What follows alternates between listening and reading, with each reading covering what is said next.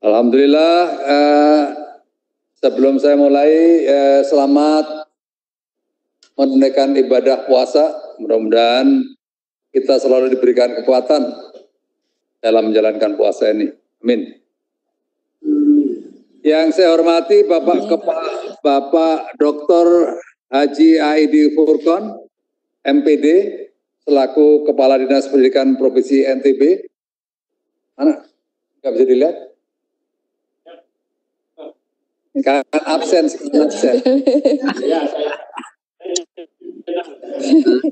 Sekalian kita absen. Berikutnya yang kedua Bapak Dr. Lalu Rahman. Siap Pak Dokter. Ya, terima kasih Pak Lalu. Bapak Kepala Sekolah SMA Negeri 2 Bayan. Ada. Bapak Kepala Sekolah. Baik. Ada sudah siap di sini Bapak. Ya, Bapak Ibu sekalian peserta webinar yang saya hormati, saya banggakan. Terima kasih kita bisa bersilaturahmi sekaligus dalam kesempatan ini untuk memikirkan tentang pendidikan. Saya sangat senang karena kalau berbicara pendidikan itu saya betul-betul sangat menikmati ya. Kenapa demikian? Karena pendidikan merupakan alat untuk memajukan dan mensejahterakan kehidupan bangsa, bahkan melalui pendidikanlah kita bisa melakukan sebuah perubahan menuju kepada hal yang semakin baik ke depan. Saya sering mengatakan, hanya dengan pendidikan bangsa ini bisa dirubah, negara ini bisa dirubah. Saya pikir memang kenapa demikian? Karena hanya orang-orang yang memiliki pendidikan yang baik biasanya memiliki sebuah inovasi-inovasi untuk kemajuan bangsa dan negara kita. Bangsa ini bisa dirubah, negara ini bisa dirubah. Terus ya. Berikutnya, kalau kita melihat lagi ada Tripusat Pendidikan dari Ki Hajar Dewantoro. Nah, ini ada 3 hal ya. Yang pertama adalah pendidikan di keluarga, pendidikan di sekolah, dan pendidikan di masyarakat. Nanti kita uraikan bagaimana sih pendidikan di keluarga itu, yaitu sebuah upaya untuk membentuk karakter, sifat, dan bentuk serta isi pemikiran siswa. Jadi lebih sebenarnya karakter building itu lebih banyak dibangun oleh orang tua, oleh lingkungan keluarga, diperkuat lagi nanti di lingkungan sekolahan, dan lingkungan komunitas mereka berada. Berikutnya sekolah bertujuan untuk mendidik, untuk memberikan pengetahuan, ilmu, dan bekal kecerdasan kepada siswa. Yang ketiga, pendidikan masyarakat, mendidik kecerdasan jiwa, budi pekerti, norma sosial, dan perilaku siswa dalam bermasyarakat. 3 hal ini adalah saling melengkapi, saling memberikan kontribusi, dan saling memperkuat. Berikutnya, dalam situasi kita menghadapi pandemi COVID-19, bagaimana dampaknya terhadap dunia pendidikan? Kita telah memasuki sebuah arena baru di mana bekerja, belajar, beribadah dari rumah. Karena dengan cara itulah kita bisa memutus rantai atau transmisi agar kita tidak tertular, karena COVID-19 hanya bisa menulari seseorang melalui kontak langsung. Untuk itu, bekerja, belajar, beribadah yang relatif berkaitan dengan membangun sebuah komunitas harus sementara ini harus dipisahkan. Karena dengan demikian, maka COVID-19 diharapkan tidak bisa berkembang dengan cepat. Itu pun juga akan diikuti perilaku-perilaku keseharian atau norma baru. Bagaimana kita harus mengikuti protokol-protokol kesehatan. Di antaranya harus cuci tangan, harus menggunakan masker, harus menjaga jarak atau physical distancing. Hadirin sekalian, berikutnya saya ingin melihat lebih dalam lagi seperti apa sih peran orang tua di dalam memonitor anaknya belajar dari rumah. Seperti apa peran-peran orang tua yang harus jalankan. Kalau di dalam militer itu ada seorang pemimpin itu ada 5. Dia harus sebagai seorang komandan, dia harus tegas, dia sebagai orang tua, dia harus mengayomi, dia sebagai teman, dia harus bisa menempatkan sesama prajurit sebagai teman seperjuangan. Dia juga sebagai hakim, karena begitu ada salah, anak buah salah, dia harus bisa menghakimi, menghukum. Dan yang kelima, dia sebagai pelatih atau sebagai guru. Nah, ini menurut saya peran-peran 5 peran ini saya pikir bisa dijalankan oleh orang tua. Sebagai komandan pasti dia akan mengatur anaknya dengan baik. Sebagai guru, dia membimbing anak-anaknya di dalam keseharian, mungkin dia menghadapi persoalan-persoalan. Walaupun saya yakin juga pada rak kita ini mungkin cukup sulit mengikuti perkembangan pendidikan anak-anak kita sekarang yang begitu maju dan cepat. Berikutnya kadang-kadang kita memang juga bisa memberikan teguran kepada anak-anak kita kalau mereka tidak menjalankan kesehariannya dengan baik. Berikutnya kita juga harus bisa menempatkan sebagai teman agar anak kita bisa berkomunikasi dengan orang tuanya sebaik mungkin. Tidak ada gap psikologi yang dibangun. Berikutnya sebagai orang tua, sebagai orang tua ya. Tadi sudah saya sampaikan. Itulah fungsi-fungsi orang tua di dalam mengawal anak kita untuk bisa menjalankan pendidikan dengan baik. Apalagi saat ini semuanya menjalankan belajar dari rumah. Saya yakin orang tua semakin terbebani karena satu sisi harus menjalankan fungsi sebagai ibu rumah tangga, bapak rumah tangga. Di pada sisi yang lain, dia terbebani dari 5 hal yang saya sebutkan tadi. Dan saya juga mendengar ada keluh kesah siswa, antara lain banyaknya tugas yang harus diemban. Ini juga bagi para guru juga perlu menjadi masukan. Jangan menganggap bahwa rumah yang saat ini digunakan tempat belajar para siswa itu jangan dianggap sebagai ruang kelas. Namun pandanglah itu sebagai tempat yang nyaman, ya, sehingga semuanya menjadi seimbang begitu ya. Berikutnya belajar dari rumah, tadi terus lanjut. Ya, harapan saya menjadikan aktivitas belajar yang difasilitasi ya secara beragam oleh berbagai profesi mungkin akan semakin baik ya. Berikutnya menjadikan wadah interaksi antara orang tua, guru dengan para stakeholders sehingga anak-anak itu bisa mewujudkan impiannya, mewujudkan cita-citanya. Ini semakin lengkap kalau ada sebuah interaksi berbagai stakeholders. Ada orang tua, ada anak, ada guru, mungkin ada tetangga yang bisa support atau bisa juga 1-2 kanan kirinya yang bisa bersama-sama begitu. Yang ketiga adalah pendidikan disesuaikan dengan minat, bakat, dan kemampuan intelijensi anak-anak kita. Sehingga tidak keluar dari apa yang telah dimiliki sesuai dengan batas kemampuannya. Berikutnya hadirin sekalian yang sangat saya banggakan, Surat Edaran Mendikbud nomor 4 2020 tentang pelaksanaan pendidikan dalam masa darurat COVID. Pendidikan dapat dilakukan melalui pembelajaran jarak jauh. Fokus pembelajaran jarak jauh bukan pada pencapaian akademik saja, namun pada pembelajaran literasi, numerasi dan pendidikan karakter.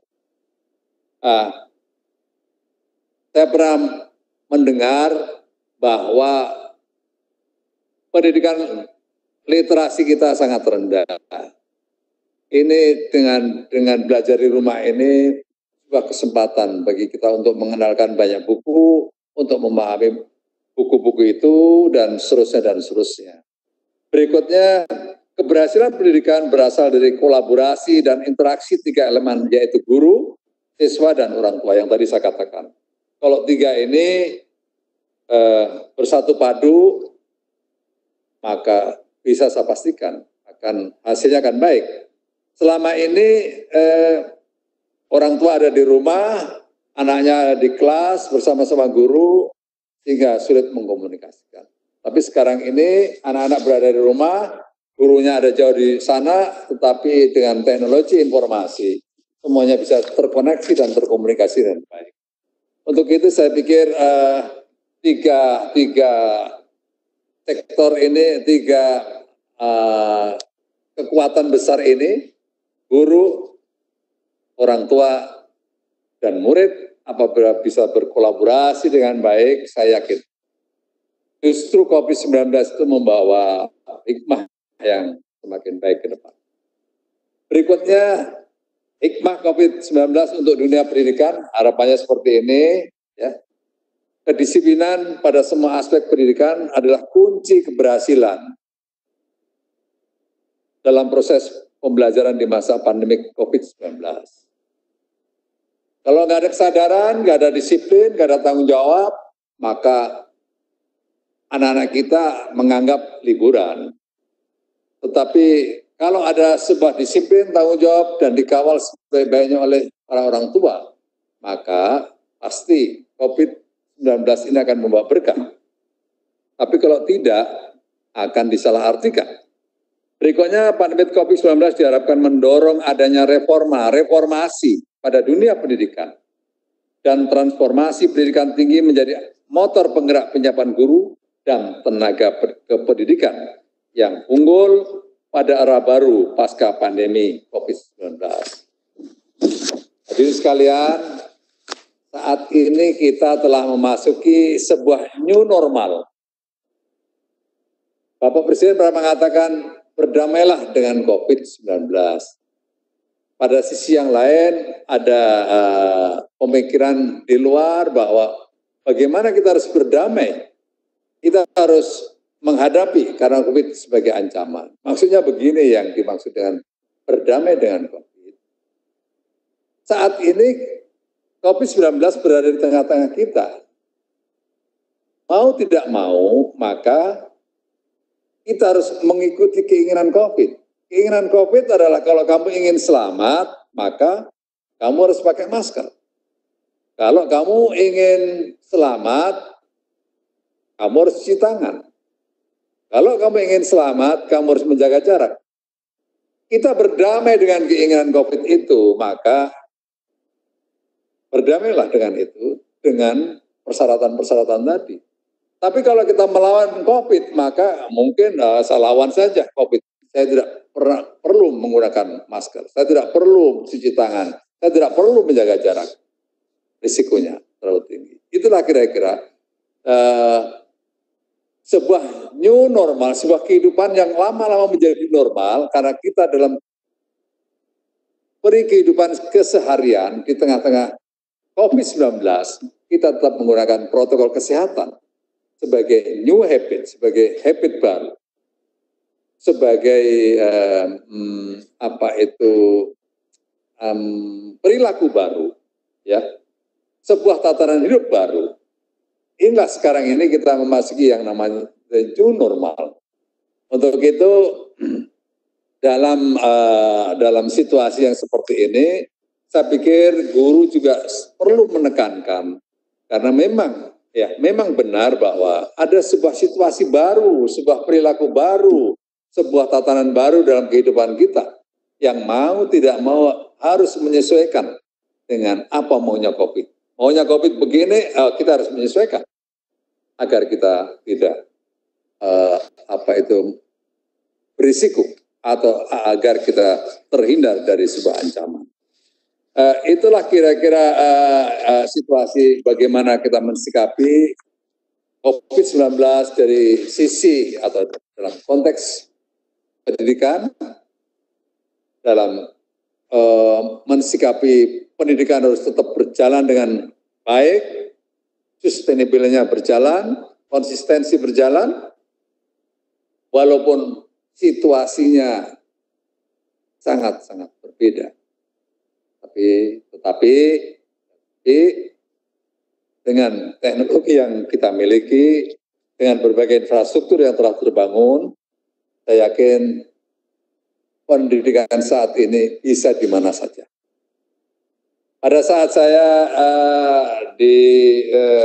ditunjuk untuk memimpin alumni Unitas Terbuka, pada saat saya memberikan sambutan, ada seorang mahasiswa yang menginginkan sebaiknya belajar dalam sebuah komunitas yang terbuka lagi, yang tertutup, maksudnya dalam sebuah komunitas yang berkumpul lagi. Saya katakan, justru saat ini UT itu bisa dipandang sebuah langkah advance. Karena apa?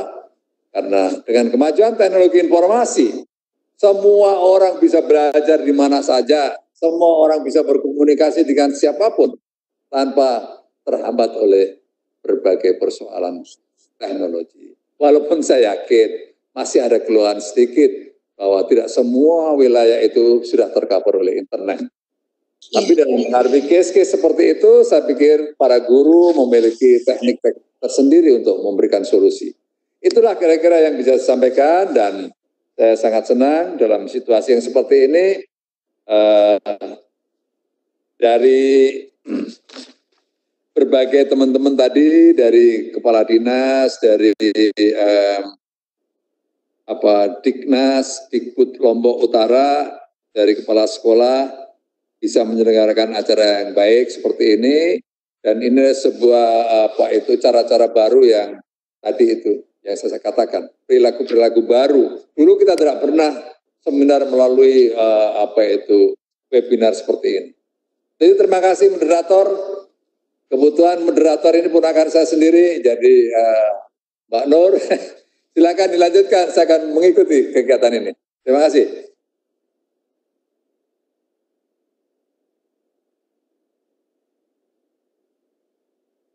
Kok nggak ada suaranya? Dari sana ya. Bismillahirrahmanirrahim. Assalamualaikum warahmatullahi wabarakatuh. Jenderal Muldoko. Terima kasih atas perkenannya Bapak bergabung dalam webinar pendidikan yang kita selenggarakan tengah-tengah pandemi COVID-19 melanda seluruh dunia dan Indonesia, dan kami di Nusa Tenggara Barat juga menjadi daerah yang lepas dari terpapar COVID-19. Sebuah motivasi yang sangat membanggakan dan menjadi model. Tadi Pak Jenderal menyampaikan bahwa guru adalah role model dalam kondisi seperti ini. Event yang sangat tepat ini dapat disampaikan langsung bahwa Jenderal role model dalam proses pelayanan pendidikan dalam kondisi layanan yang sangat terbatas, di mana anak kita tidak mengikuti pendidikan secara normal. Para guru tidak bisa melayani pendidikan secara normal, namun proses pelajaran, melayani proses pendidikan tidak boleh dihentikan. Oleh karena itu, penghormatan yang sangat tinggi kami sampaikan.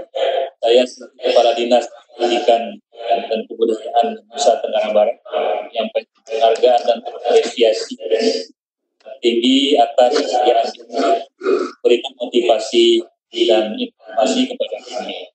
Pada kesempatan nanti kami akan menyampaikan materi mungkin Jenderal punya waktu terbatas. Maka kami akan kembalikan ke moderator untuk memberi kesempatan kepada peserta untuk menyapa dan memberikan respon kepada Jenderal atas saran yang disampaikan. Terima kasih. Saya kembalikan. Assalamualaikum warahmatullahi wabarakatuh. Waalaikumsalam.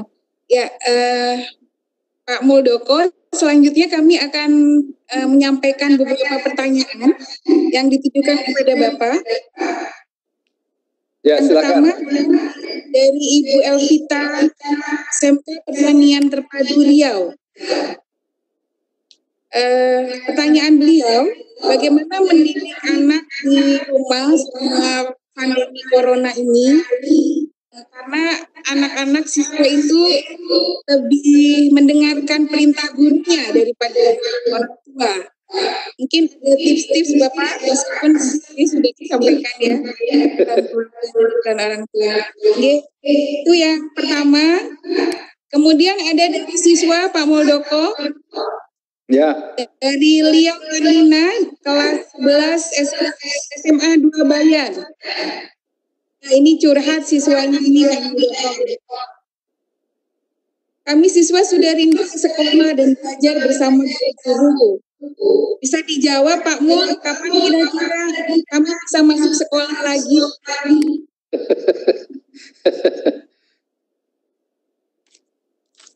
Ya, itu yang kedua Pak Muldoko. Yang ketiga dari Kepala Sekolah SMK 3 Mataram. Orang tua hebat adalah orang tua yang terlibat. Bagaimana pengalaman Bapak Muldoko, peran orang tuanya di saat mendidik Bapak di masa kecil, sehingga bisa mengantarkan Bapak menjadi orang hebat di Indonesia? Ya, 3 pertanyaan dulu Bapak. Ya. Silakan dijawab. Ya, bagaimana ngadepi anak-anak kita? Dia lebih mendengarkan guru daripada mendengarkan orang tua. Ya, tadi itu memang peran orang tua tadi itu ya. Bagaimana peran sebagai teman? Memang tidak mudah. Kadang-kadang kita itu ya seperti saya, contohnya karena hidupnya jarang di rumah. Kadang-kadang memang sulit. Untuk itu sebenarnya lebih kepada ibu anak-anak itu. Untuk itu peran ibu harus ditingkatkan di sini. Kelemahan ibu kita, ibu-ibu itu biasanya emosi. Ibu-ibu itu mudah emosi kalau anaknya pertanyaannya banyak, ibunya nggak sabar begitu. Kelemahan-kelemahan yang dimiliki oleh orang tua seperti itu, sehingga anaknya jadi apaan sih ibu ini tanya gini marah, tanya ini marah gitu. Untuk itu disinilah memang kalau peran-peran tadi tidak dipahami oleh ibu, oleh orang tua, oleh bapaknya, ya peran sebagai teman, seperjuangan teman dalam membangun masa depan bersama-sama. Berikutnya sekali-sekali dia harus bisa menjadi guru. Saya pikir menjadi guru itu juga tidak mudah bagi orang tua. Karena dengan pendidikan sekarang yang nggak seperti zaman kita dulu. Zaman kita dulu mungkin udah lewat masanya. Sekarang anak-anak itu muatan pelajarannya udah luar biasa. Jauh sekali. Kadang-kadang kita kesulitan. Nah ini juga masalah ya. Saya yakin ini juga masalah bagi orang tua. Berikutnya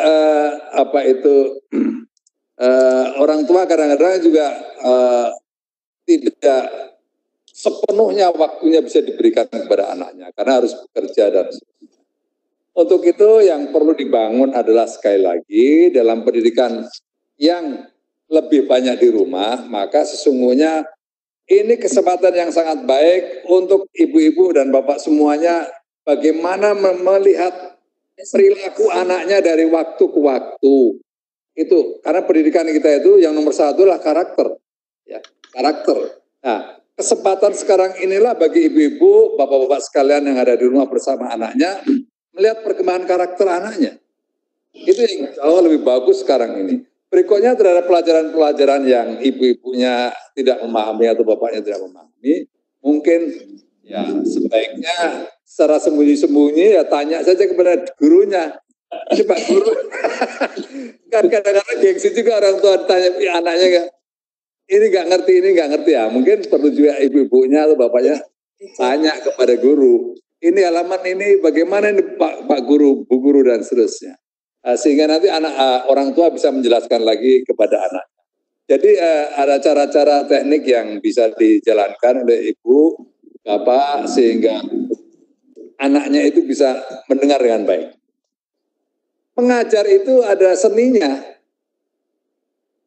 Kalau di tentara itu mengajar itu ada seninya. Mengajar itu bagaimana ada advertise-nya, membuka, belajar awal itu membangun sebuah gairah, melakukan ice breaking. Tapi kan ini nggak dimiliki oleh orang tua ibu-ibu kita.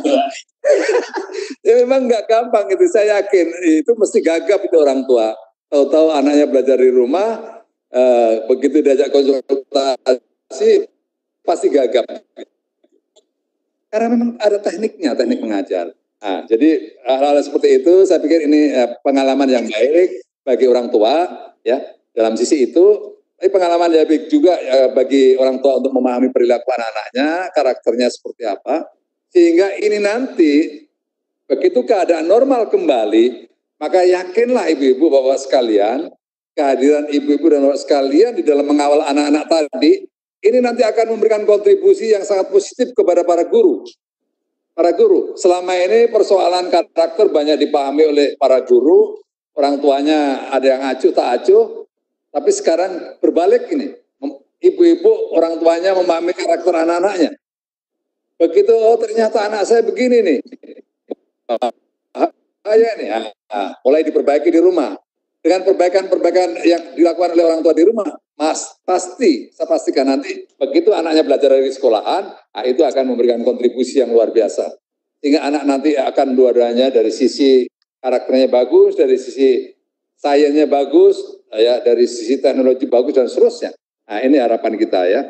Berikutnya, saya sudah rindu sekolah ini, pengen bersama dengan guru. Ya. Nah ini saya sering mendengar itu. Ini harus para guru harus bangga ini, ya, karena selalu dirindukan oleh anak-anaknya. Ya, jadi ini sebuah profesi guru yang memang luar biasa, harus bangga sebagai profesi guru, ya. Karena betul, saya sering sekali mendengar, saya sudah rindu pergi ke sekolah, dan ini menunjukkan bahwa lingkungan sekolah itu betul-betul lingkungan yang menarik bagi para siswa. Ya, untuk itu bagaimana sebelum itu saya yakin juga para guru juga pasti rindu dengan para siswa, rindu dengan murid, pasti itu. Karena biasanya sibuk dengan sehari-hari bersama dengan anak-anaknya, sekarang hilang, sekarang tidak di depan mata. Sama-sama rindu sekarang ini, ya gurunya rindu, siswanya juga rindu. Untuk itu saran saya, ini walaupun kita tidak tahu kapan berakhirnya COVID-19, tapi momentum ini adalah momentum yang sangat baik untuk masing-masing, ya, masing-masing berkontemplasi, masing-masing melihat kelemahan kita, kekurangan kita selama saya mengajar, saya kekurangannya apa.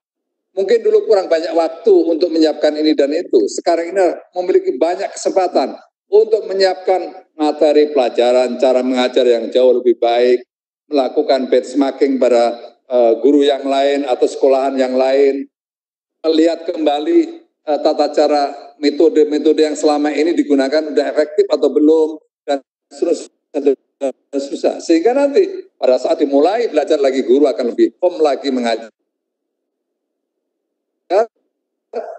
Berikutnya bagi para siswa tadi yang sudah mulai lengkap karakter bagus, nanti tinggal dikemas tanya oleh para guru, tidak lagi banyak disibukkan persoalan karakter, maka saya yakin ya pencapaian setiap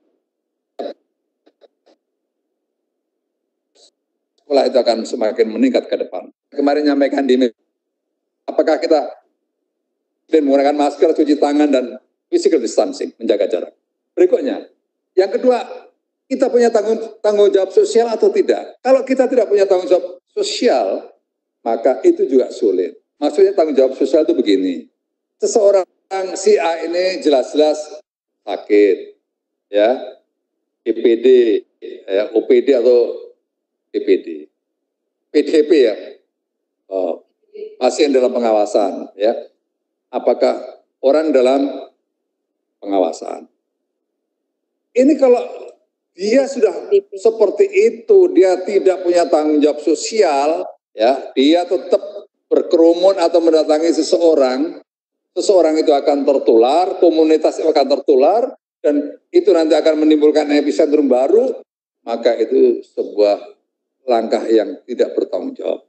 Karena itu menimbulkan menyebarkan sakit di tempat yang lain. Untuk itu, sekali lagi, diperlukan disiplin yang tinggi dan tanggung jawab sosial yang tinggi. Saya yakin kalau itu kita jalankan dengan baik, berharap COVID-19 itu akan segera turun. Ada daerah yang kecenderungan turun, ada daerah yang kecenderungan naik semakin tinggi. Kalau ini nanti masing-masing daerah tidak ketat dalam menjalankan tadi itu protokol kesehatan, maka sangat mungkin itu nanti seperti bola pingpong itu. Ini selesai, ke sana lagi, selesai, ke sana lagi, dan seterusnya. Untuk itu kita semuanya ingin segera selesai agar kita bisa hidup kembali dengan baik, ekonomi kita bisa berjalan dengan baik, kehidupan sosial kita berjalan dengan baik, sehingga semuanya masyarakat bisa happy kembali. Saya yakin sekarang kita semuanya dalam keadaan yang cemas, dalam keadaan yang sekarang kumpul-kumpul nggak bisa, mau ke restoran dilarang, mau membawa anak-anak kita berlibur nggak boleh, dan seterusnya. Nah ini, mari kita bekerja sama-sama antara masyarakat dan pemerintah, pasti bisa segera selesai. Terima kasih. Masih ada satu pertanyaan lagi, tadi Pak Muldoko, dari Kepala Sekolah SMK 3 6. Oh iya, ini pribadi dong itu ya.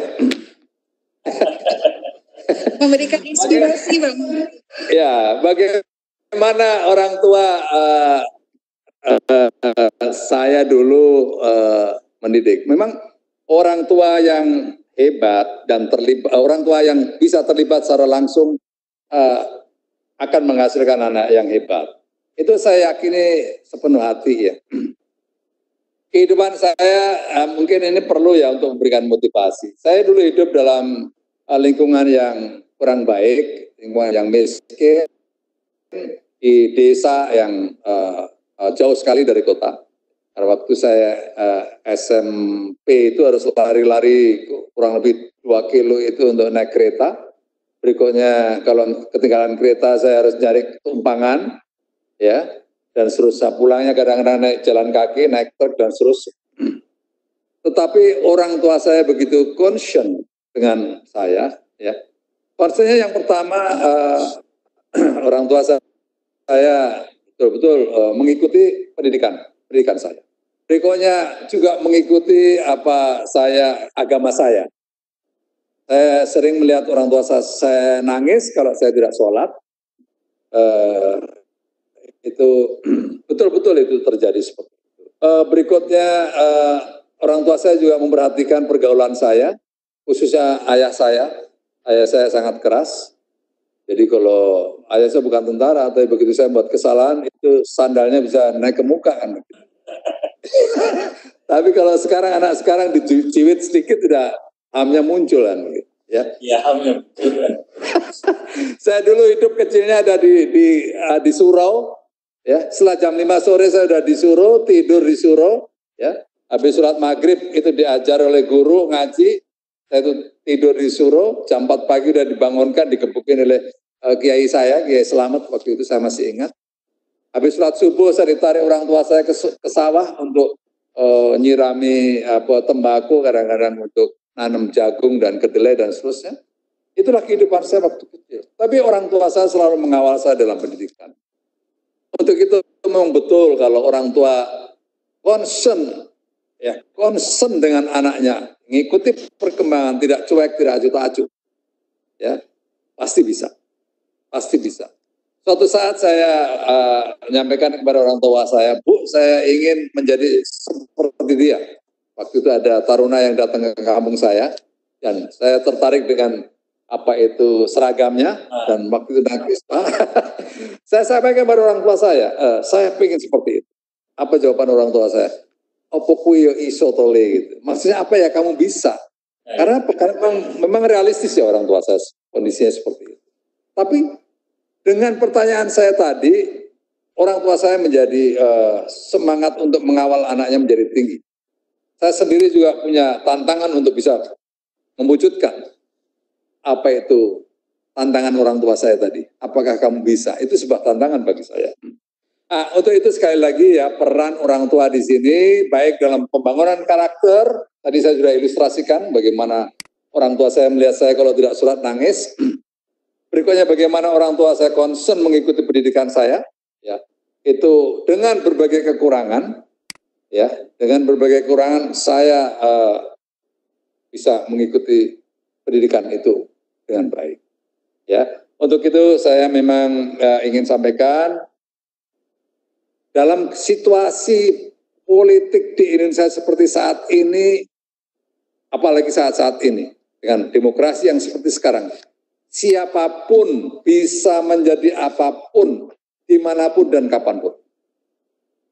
Ibu-ibu, bapak sekalian, nggak usah pesimis, skeptis, wah bisa nggak ya anak saya nanti jadi begini, begitu dan seterusnya. Jangan.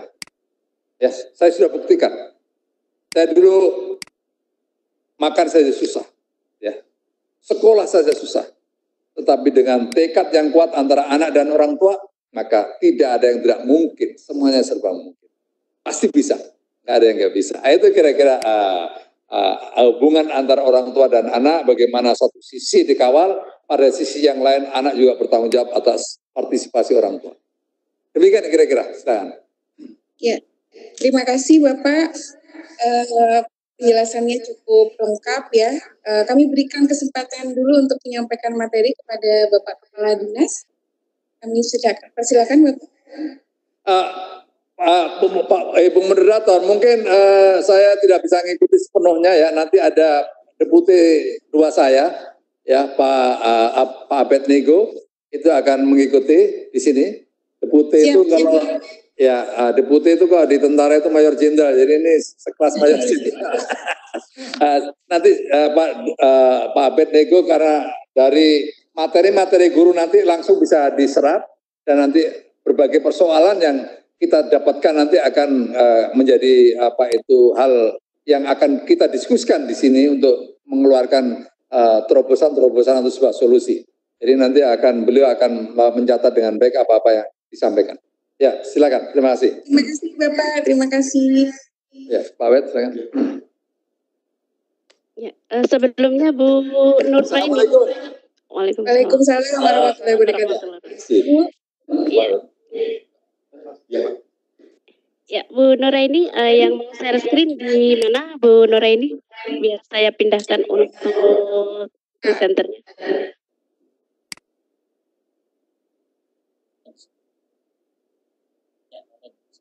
Yang Pak Kadis. Ini yang angkat tangan. Yang angkat tangan yang Pak Kadis. Yang Kadis ya, Kepala Dinas ya. Kepala Dinas ikut ya. Oke, saya jadikan presenter biar bisa share screen. Oke, sudah ready, monggo.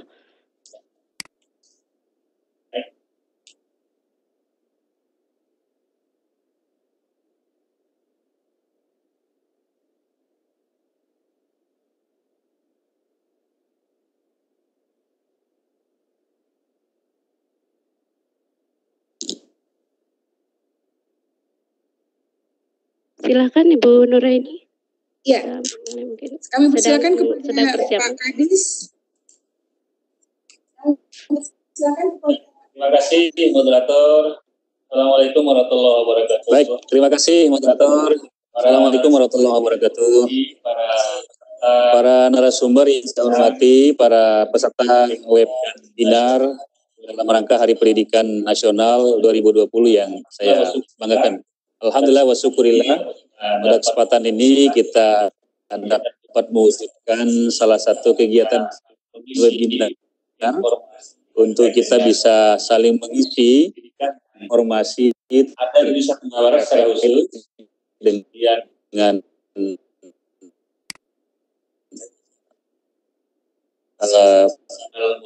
pendidikan yang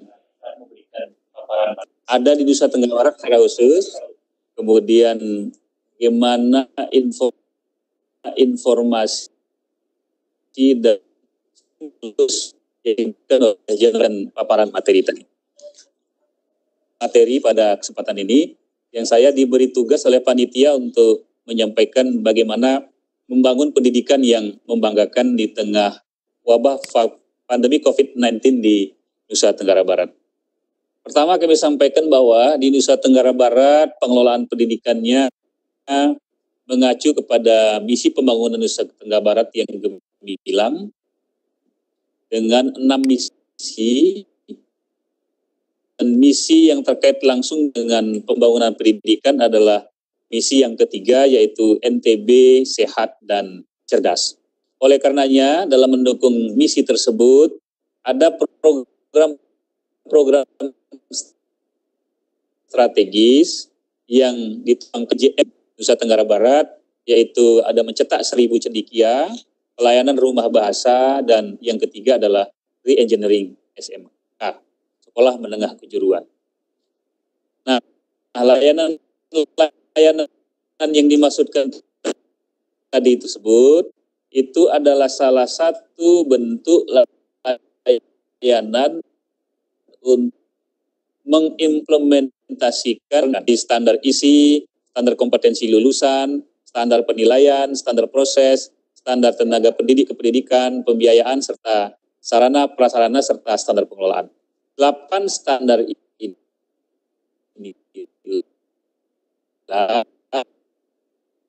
yang memerlukan dukungan internal satuan pendidikan dan dukungan eksternal. Berasal dari kelompok komunitas yang peduli pendidikan dan berasal dari dukungan masyarakat luar. Itu sangat diperlukan. Tadi Jenderal Muldoko menyampaikan peran orang tua itu bisa menjadi role model, tapi di satu sisi peran eksternal dari masyarakat itu meminta atau menuntut ada tanggung jawab sosial kita kalau kita ingin mengambil peran di dalam memutus mata rantai pandemi COVID-19 ini. Lalu arah kebijakan penyelenggaraan pendidikan kami ada 3, yaitu pertama mewujudkan layanan pendidikan yang adil, yang kedua mutu yang berdaya saing, dan yang ketiga adalah pelibatan atau peran serta masyarakat dalam partisipasi mendukung dan pendidikan.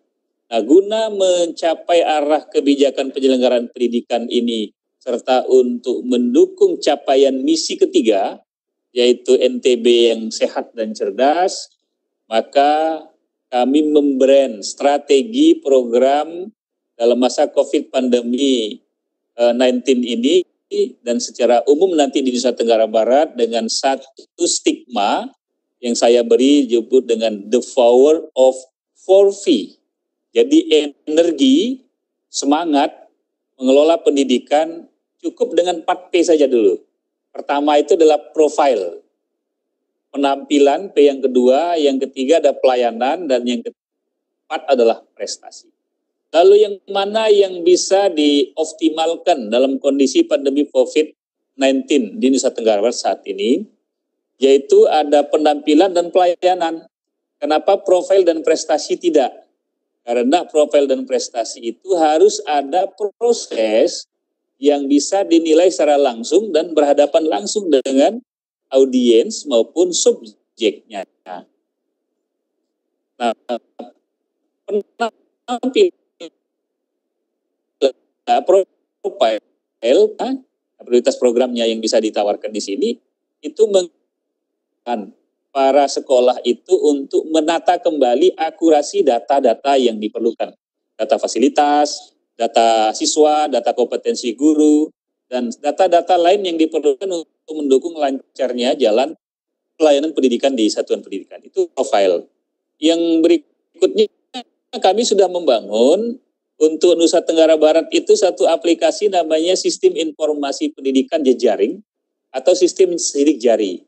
Dalam kondisi normal kemarin sebelum COVID-19 ini mewabah, itu kita bisa mengontrol kehadiran guru, kepala sekolah dengan grafik bulanan sehingga menjadi kawalan dan evaluasi kita untuk memantau proses layanan pendidikan dan kebudayaan di satuan pendidikan. Ini sudah kami jalankan dan saat ini pun kita teruskan. Nah, yang kedua yang prioritaskan juga adalah penataan lingkungan satuan pendidikan atau sekolah. Itu yang P yang kedua, penampilan. Apa saja itu? Meliputi penataan identitas sekolah, informasi program sekolah, tata tertib slogan himbauan dari sekolah, petunjuk arah identitas ruang, program sekolah, dan majalah dinding serta papan informasi. 6 komponen penampilan ini, dia mau ada COVID, mau tidak ada COVID, nah bisa diselesaikan. Justru dengan tidak masuk kelas, para guru bisa mengatur piket dan para kepala sekolah bisa mengatur pembagian tugas untuk penataan penampilan. Kami ambil contoh seperti identitas sekolah pada layar. Di situ ada identitas informasi program sekolah, kemudian penampilan pada visi misi sekolah, petunjuk arah yang ada dalam ruangan, kemudian program-program sekolah dan majalah dinding maupun papan informasi. Nah, justru berpengalaman dari kondisi COVID-19 yang saat ini kita terbatas bergerak dengan stay at home atau work from home, itu ternyata bisa juga berkreativitas dan memberi peluang kepada sekolah dan jajarannya itu untuk berkreasi. Kreasinya itu adalah dalam bentuk misalnya ya, bisa mewujudkan implementasi zero waste yang ada di Nusa Tenggara Barat, bisa mewujudkan inovasi-inovasi yang tidak bisa dilakukan dalam kondisi normal, penataan lingkungan, kemudian kebijakan-kebijakan lainnya itu. Berikutnya P yang ketiga pada masa ini adalah pelayanan. Nah, di sinilah dia. Tadi Prof. Jenderal Muldoko menyampaikan belajar dari rumah. Kemendikbud mempunyai brand yang disebut dengan BDR, belajar dari rumah. Ini termasuk dalam aspek layanan. Oleh karenanya P yang ketiga di Nusa Tenggara Barat diimplementasikan dengan mengintegrasikan P ketiga yaitu pelayanan ini dalam bentuk belajar dari rumah yang diskenariokan dengan pola pendampingan belajar. Nah, kami di Nusa Tenggara Barat tidak menyebut libur anak-anak itu, tetapi kami menyebut belajar mandiri dari rumah. Dan kami juga sudah meminta para guru untuk memberikan pelayanan belajar dari rumah. Kami juga sudah meminta kepada orang tua wali bersama komite untuk mendampingi proses belajar anak dari rumah. Ada 3 strategi yang bisa dilaksanakan di Nusa Tenggara Barat untuk layanan belajar dari rumah pada masa pandemi ini, yaitu pertama dengan belajar online. Belajar online ini dimediasi dan difasilitasi oleh sekolah kepada anak-anak yang memang memiliki kompetensi dan sarana untuk bisa belajar jarak jauh melalui online. Namun ada juga yang tidak bisa online dengan 2 arah seperti kita saat ini, webinar ini. Maka mereka bisa memberikan pelayanan disebut dengan belajar semi online. Semi online ini cenderung satu arah. Kita ambil contoh menggunakan grup WhatsApp kelas. Dari ibu gurunya menyampaikan ke WhatsApp grup. Itu satu arah. Nanti pada kurun waktu tertentu ditagihlah hasil itu. Kemudian melalui Facebook, Twitter, bahkan yang paling sederhana adalah SMS. Namun jangan lupa ada satu kelompok lagi di sekolahan kita itu yang online tidak bisa, yang semi online tidak bisa. Penyebabnya ada 2 faktor. Faktor pertama, tidak tersedia fasilitas pembelajarannya dan berada di alias blank spot. Faktor kedua, karena anak tidak memiliki fasilitas disebabkan karena dia miskin. Maka anak-anak yang seperti ini juga jangan sampai dia tidak dapat layanan pembelajaran selama belajar di rumah. Oleh karenanya kami menyebut layanan yang ketiga itu disebut dengan layanan belajar konvensional.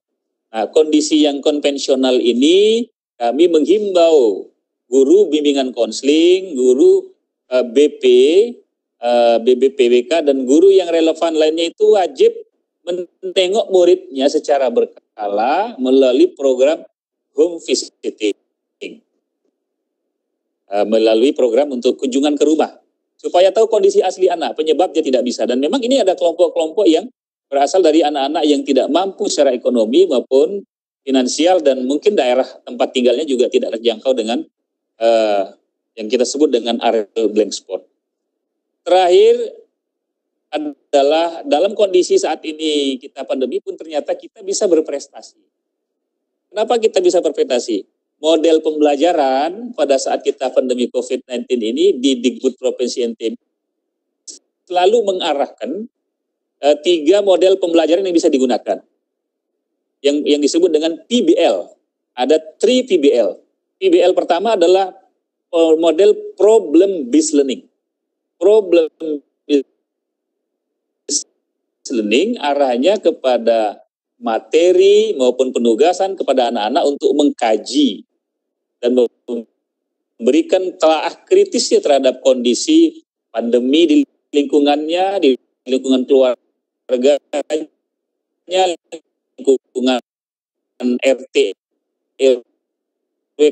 kampungnya, sehingga dia project based learning. Based learning ini kita minta kepada guru untuk bisa mengarahkan para murid itu bisa menuangkan gagasan dalam bentuk hasil observasi, hasil laporan kegiatan, rancang bangun kegiatan, dan sebagainya.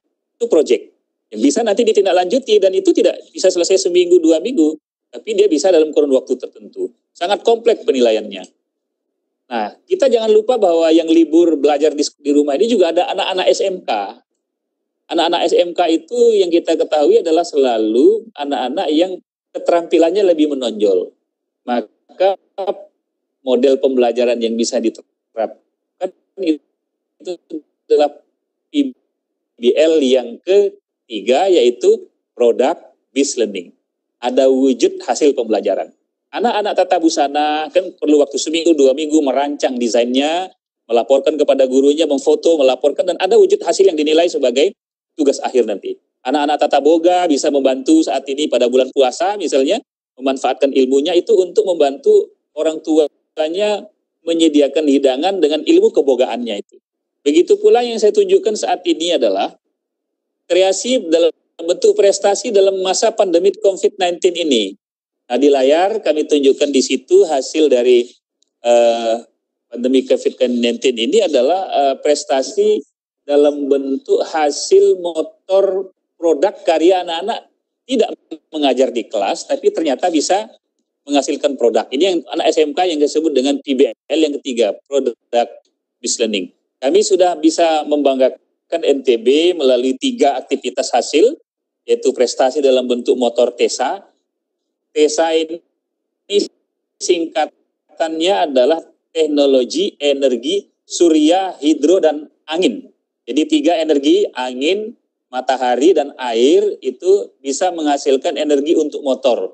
Dan kami menyebutnya adalah motor listrik. Nah, motor listrik yang pertama dihasilkan itu kami beri merek Lingsar. Kebetulan diproduk merupakan hasil proyek product based learning dari anak-anak SMK Lingsar. Prestasi yang kedua dalam masa pandemi COVID-19 ini adalah prestasi hasil motor zero waste. Zero waste. Zero waste ini adalah pemberian nama dari hasil produk anak-anak untuk membantu program NTB Gembilang melalui prestasi Nusa Tenggara Barat. Dan yang terakhir prestasi dalam layanan COVID-19 ini adalah kami belajar dengan anak-anak ternyata menghasilkan produk yang sekolah kami buat cold storage. Cold storage ini adalah sebuah inspirasi yang datang ketika mengunjungi daerah wisata. Di daerah wisata itu banyak menjual ikan. Ternyata ikannya itu ada yang masih segar, ada yang basi, kemudian ada yang juga memanfaatkan busa atau styrofoam untuk mengawetkan. Ada juga yang polanya menjemur. Nah, kita padukan dia antara kompetensi cold storage, anak-anak yang ahli dingin, membuat semacam kulkas mini yang bisa dimanfaatkan untuk unit-unit karya usaha mandiri maupun IKM kita yang ada di Nusa Tenggara Barat. Ini yang saya maksudkan dalam masa pandemi ini juga ternyata the power of 4V pelayanan bisa dan pendidikan di Nusa Tenggara Barat. Ini gambaran yang dapat kami sampaikan sebagai materi kita pada saat ini dalam webinar menyambut Hari Pendidikan Nasional. Terima kasih. Saya kembalikan ke moderator.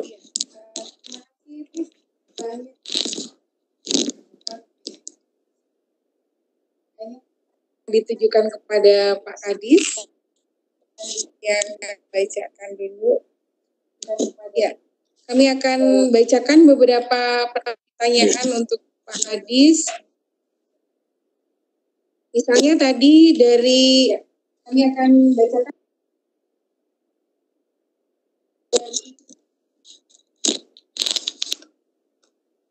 dari LAP ya kalau tidak salah. Bapak Kepala Dinas Pendidikan Nusa Tenggara Barat, bagaimana menurut Bapak tentang kondisi pendidikan di NTB di masa pandemi ini? Apakah sudah sesuai dengan yang diharapkan pemerintah yang terjadi sekarang pada masyarakat, dan apakah sudah dilakukan untuk peningkatan kompetensi guru dalam menghadapi dan implementasi belajar daring dari rumah? Ini disampaikan oleh Bu Erni Isis dari BP PAUD Diknas NTB. Pak Kadis, kemudian dari SMA di LAP tadi, bagaimana menangani anak berkebutuhan khusus dalam situasi pandemi ini. Kemudian ada pertanyaan, apakah ada perubahan penilaian, bentuk penilaian bagi anak-anak? Yang ketiga, ada satu lagi dari Bima ini Pak Kadis. Iya. Bagaimana solusinya kalau pandemi COVID-19 belum tuntas sampai tahun pelajaran baru 2020-2021? Apakah tahun pelajaran baru berubah sampai menunggu keadaan normal? Sementara 4 dulu nih Pak Kadis. Baik. Terima kasih para peserta. Saya ingin merespon satu persatu. Kondisi pendidikan yang kita harapkan saat ini di Nusa Tenggara Barat memberikan tantangan khusus kepada kita, terutama tantangan bagi guru untuk berusaha berkreasi mencari cara untuk mengatasi masalah satu kejenuhan anak, variasi model pembelajaran, variasi model penilaian, lalu model guru itu tetap bisa berkomunikasi dengan anaknya. Saat ini kita sudah melakukan evaluasi. Hasil evaluasi kita sebanyak 3 kali menunjukkan bahwa anak-anak yang belajar layanan mandiri dari rumah dengan online itu hanya 55%. 20% sampai dengan 25% itu semi online. 15% sampai 20% itu adalah konvensional. Nah, yang konvensional ini ada 2 penyebab. Miskin tidak punya fasilitas apapun. Kedua, spot atau backlog area. Nah, dengan kondisi ini ternyata layanan pendidikan di NTB itu bisa difasilitasi. Jadi harapan sudah sesuai. Namun tentu kita tidak bisa berbicara idealnya harus begini. Ini kan kondisi pandemi.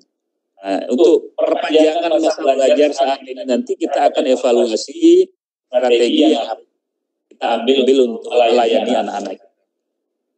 Yang kedua, Apakah ini meningkatkan kompetensi guru juga pada masa pandemi? Jawabannya kembali pada guru. Karena tantangan itu ada pada guru.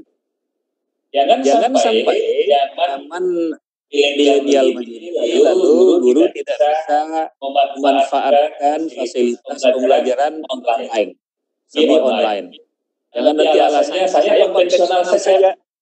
Padahal karena memang dia itu mampu memanfaatkan media teknologi. Secara tidak langsung, kompetensi teknologi atau skill teknologinya para guru naik. Kedua, secara tidak langsung, tantangan untuk bisa menghasilkan materi yang berbeda dengan tatap muka, meningkatkan kompetensi guru. Yang ketiga, secara tidak langsung juga, guru mencari cara untuk bisa melakukan proses penilaian. Bukankah itu juga kapan peningkatan kompetensi guru yang dilakukan langsung oleh para guru? Walaupun nanti pada kondisi normal bisa jadi proses pembelajaran seperti ini dengan dominan online atau menyeimbangkan dengan tatap muka dan online, ini bisa kita lakukan dalam kondisi normal. Ini akan menjadi kebijakan berikut. Pertanyaan yang kedua tentang bagaimana MBK dilayani, mengatasi kesulitannya. Banyak hal yang bisa dilakukan. Misalnya pembelajaran anak berkebutuhan khusus juga sama dengan normal, tidak harus dia tuntas. Tetapi ada fasilitas pelayanan proses pembelajarannya. Ada proses penilaiannya. Ya tentu para guru dengan kebutuhan anak yang berbeda ini memerlukan variasi cara mengatasinya. Sehingga anak berkebutuhan khusus pun kita pantau layanan di setiap sekolah. Dan para orang tua bersama wali kelas, kepala sekolah, dan grup kelasnya lalu memberi informasi perkembangan anak masing-masing. Jadi fasilitasnya juga ada. Kemudian apa ada perubahan penilaian? Tentu. Jika dalam kondisi normal, penilaian itu ada kriteria ketuntasan minimal. Ada KKM yang harus dicapai. Manakala KKM yang belum tercapai, ada layanan remedial, ada layanan rekos, ada layanan kritik kepada anak-anak. Namun dalam posisi seperti ini, penilaian remedial tidak mungkin kita lakukan. Rekos maupun kritik mungkin kita lakukan. Maka ada jika guru itu memasang standar, katakanlah kriteria ketuntasan, upgrade menjadi lebih rendah, atau tidak boleh mencapai kepada penyelesaian ketuntasan. Karena Pak Menteri sudah menegaskan kepada kita dalam masa pandemi COVID-19 ini bukan pencapaiannya diukur, bukan ketuntasannya yang dilihat, tapi adalah layanan proses pembelajaran, proses penilaian yang diukur melalui progres setiap anak, baik melalui online langsung, online maupun konvensional.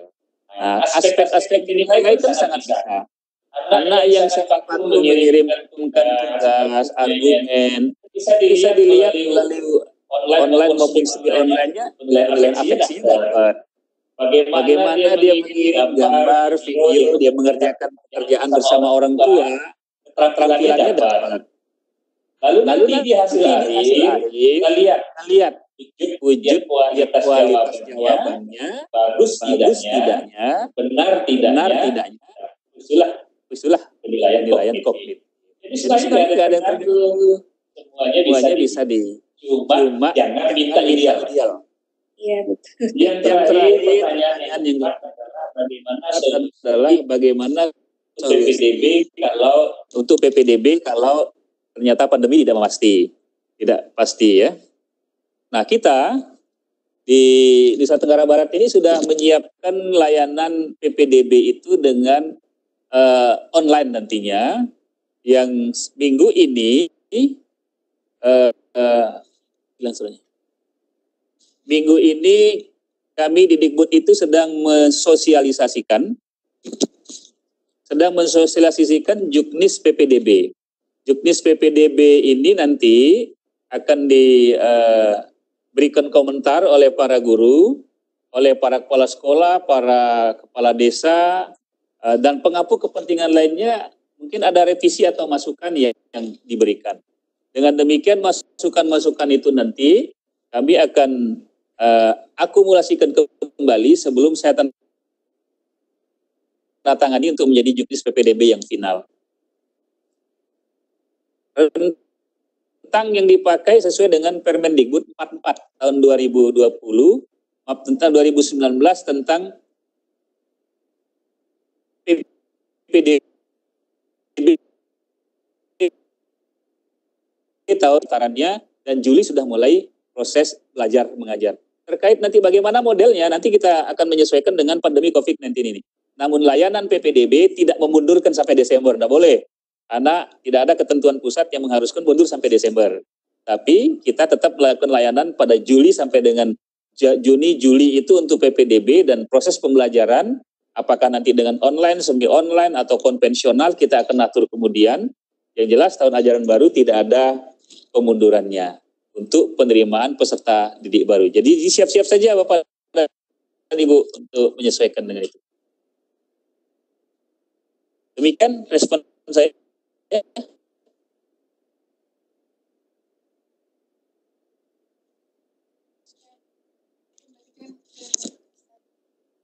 Kira Bapak Deputi. Halo Bapak. Halo Ibu. Ya, Pak Deputi.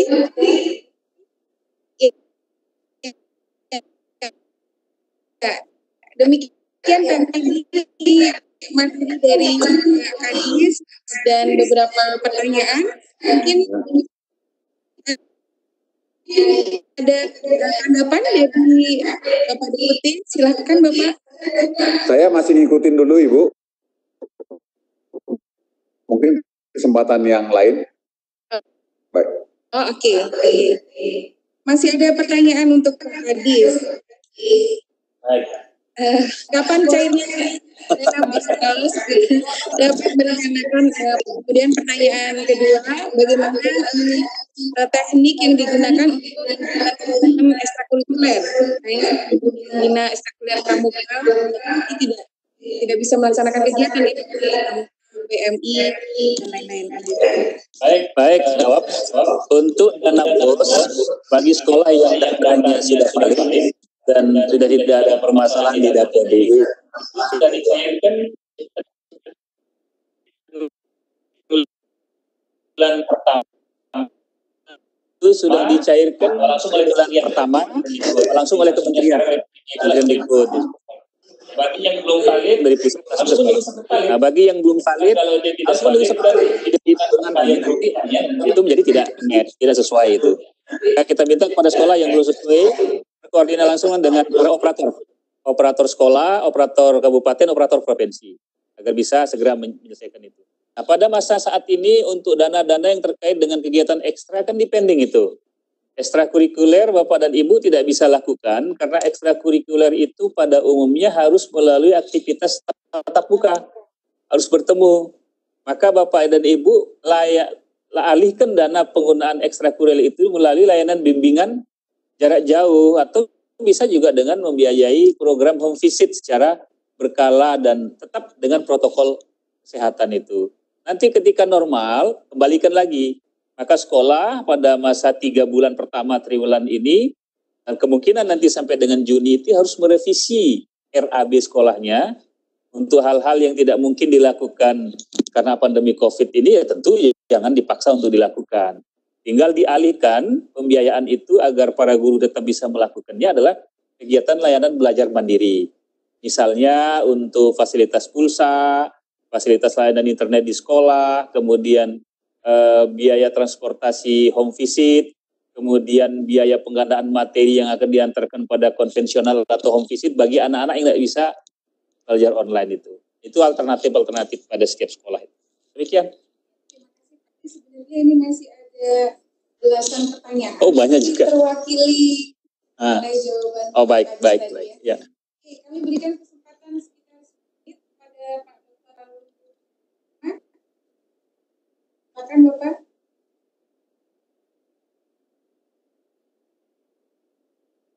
Kenapa dokter?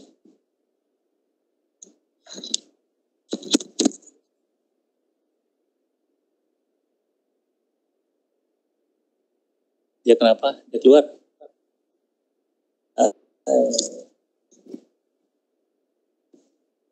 Jelas.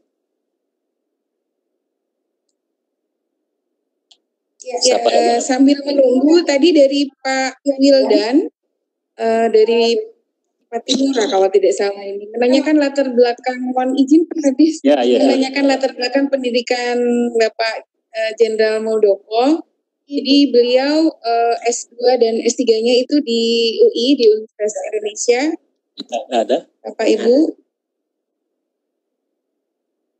Ya, jadi meskipun beliau di TNI dengan karir puncak tertinggi, tetapi ternyata termotivasi Pak Kadis ya untuk tetap belajar. Luar biasa. Kita bisa mengapresiasi model. Ya, contoh bagi kita semua, bagi anak-anak kita. Karena Pak Dr.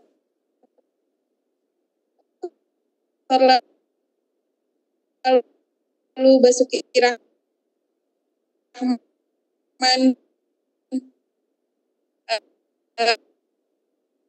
agak ada kesulitan ini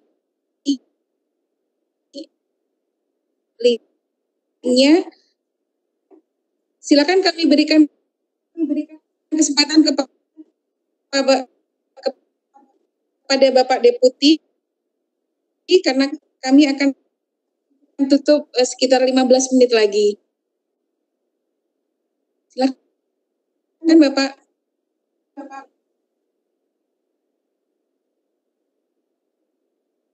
Baik, tadi seperti disampaikan oleh Bapak Kepala Staf, diminta untuk menggantikan beliau di Konjen Andika IT yang bidang pembangunan manusia, yang memang sektor pilihan dan berkaitan dengan sektor-sektor yang kita kenal di Komnas ini, memang ini sampai pembelajaran semakin diakselerasi percepatan pelaksanaannya, tetapi di sisi lain kami juga memang melihat bahwa situasi yang kita hadapi sekarang pas masa pandemi COVID ini dan pasca pandemi COVID ini, ada hal yang harus kita antisipasi, yaitu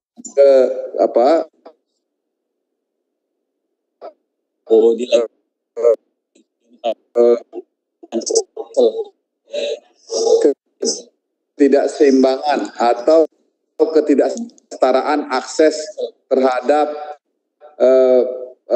pendidikan itu karena keterbatasan infrastruktur. Ini mungkin juga nanti jadi satu hal yang penting untuk menjadi catatan kita di dalam bagaimana hubungan kita di dalam sektor pendidikan dengan sektor untuk akses internet yang sebelumnya mungkin mereka cukup akses internet di kampus atau di sekolah begitu, tapi sekarang harus di rumah masing-masing atau di tempat kos masing-masing. Nah, hal ini juga memang menunjukkan tentang pentingnya pendidikan dilihat secara integratif dengan sektor-sektor yang lain, karena kalau enggak kita juga nanti akan menciptakan ketimpangan baru di dalam memasuki masa pasca COVID ini. Mungkin demikian Bapak Ibu sekalian. Kami senang sekali di dalam proses interaksi nanti lebih lanjut. Kami yang memang ditugasi tentu terbuka dengan berbagai masukan dan saran dan mungkin juga hal-hal yang mungkin bisa kami fasilitasi dari kantor staf Presiden. Mungkin demikian Bapak Ibu, Bapak Kepala Dinas. Terima kasih sekali lagi. Selamat sore. Assalamualaikum warahmatullahi wabarakatuh. Assalamualaikum. Terima kasih Pak.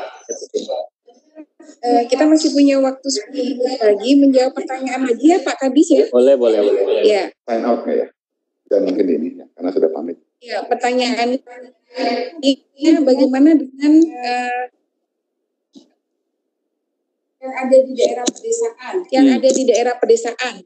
Ya, karena terkait dengan sinyal tadi Pak Kadis dan fasilitas orang tua yang tidak punya HP Android. Iya. Silakan Pak Kadis. Ya, tadi sudah saya jelaskan bahwa ada 3 pendekatan yang bisa dipakai: belajar online, semi online, konvensional. Konvensional ini dilakukan melalui layanan langsung kepada siswa di rumahnya secara berkala, bergilir, ritmenya diatur, pembagian tugas gurunya diatur. Nah, sehingga anak-anak yang tidak punya fasilitas maupun berada di areal yang blank spot, itu pembelajarannya di rumah, tetapi diantarkan oleh para guru BK, PP, atau guru yang mata pelajaran yang relevan. Itu diberikan materi maupun penugasan maupun penyelesaian portofolio, dan pada kurun waktu nanti kembali ditagih pada anak-anak. Ya, proses layanan itu inilah yang disebut dengan BDR, belajar di rumah. Oke. Belajar di rumah aja. Ya, oke. Ini pertanyaannya hampir banyak yang sama, Pak Kadis. Ya. Kita lewati saja.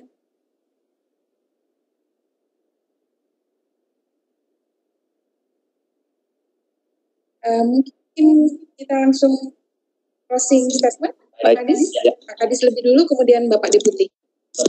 Pak Deputi keluar kayaknya itu. Baik, terima kasih. Baik, terima kasih kami sampaikan kepada semua peserta webinar pada kesempatan ini.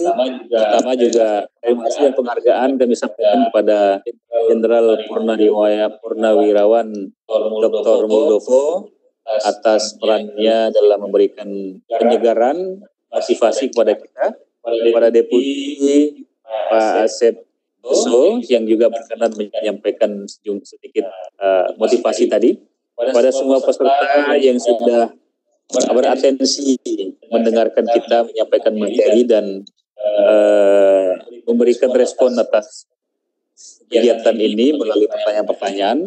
Maka kami menyampaikan bahwa sesungguhnya dalam kondisi apapun proses pembelajaran itu bisa berlangsung.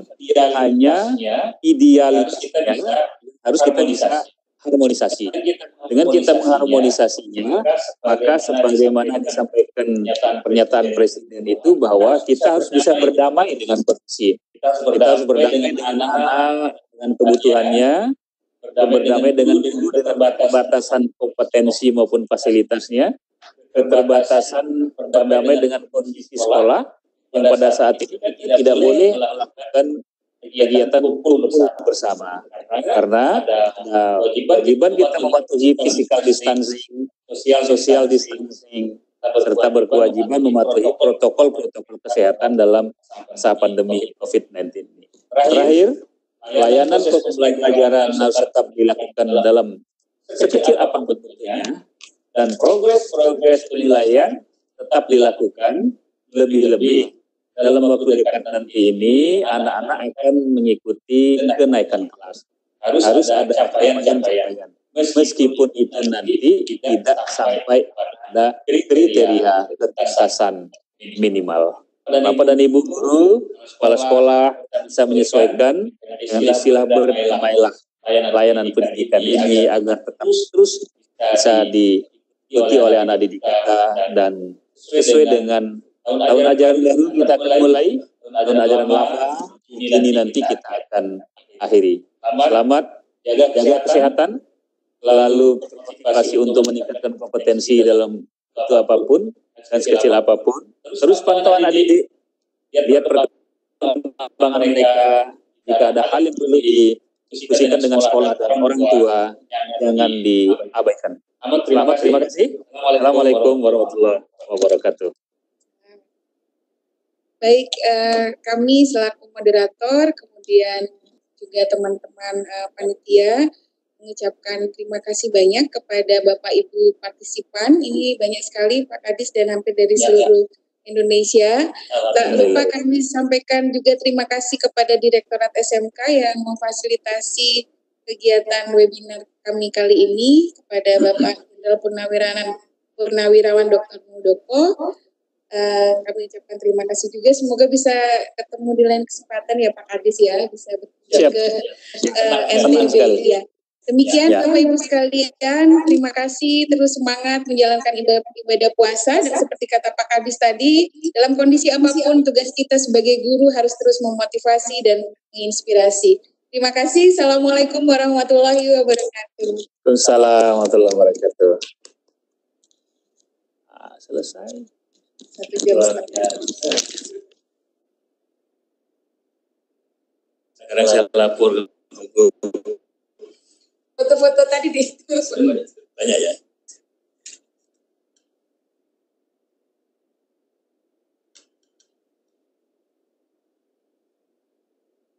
Alhamdulillah Pak Fatur. Lagi anyar iki. Rektor iki dosenku. Ya, tahu nang anu Tanjung Bagus nih.